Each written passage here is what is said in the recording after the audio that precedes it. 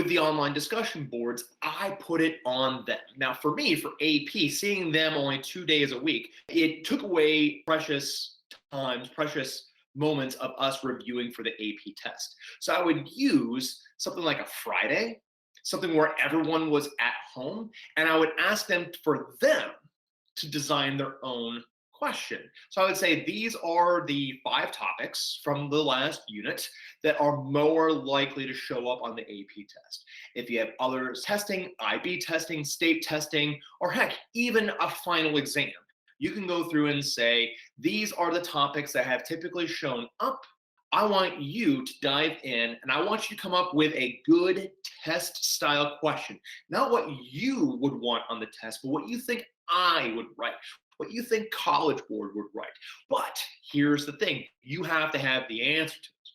So you post a question and then people have to go through and actually answer your question, and then you have to reply to them if they were right or wrong. It made it a little more interactive.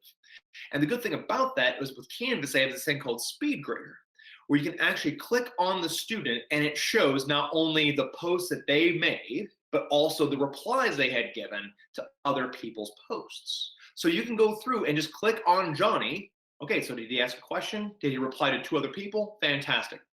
I liked that because it created a discussion.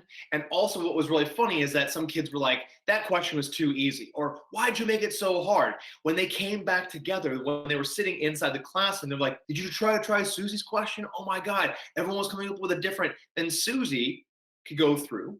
Or if people were confused, they could then ask me, be like, hey, Mr. Hemmingsen, could you go ahead and take a look at Susie's question real quick? We were curious about the answer. But I could go through, we can have a conversation, we can have that dialogue when we were in person. So rather than me being the direct information, me being the gatekeeper, I was there to kind of help facilitate. And that's when I feel that education, when students learn the best, when they have just a little bit of uncomfortability. Push them past their comfort zones just a little bit. So some of these things may have to be like at Unit 2 or Unit 3, September, October of the school year. But eventually they start to feel a little more comfortable with watching videos on their own. So then you push them just a little bit more. And then you push them a little bit more. And then you push them just a little bit more.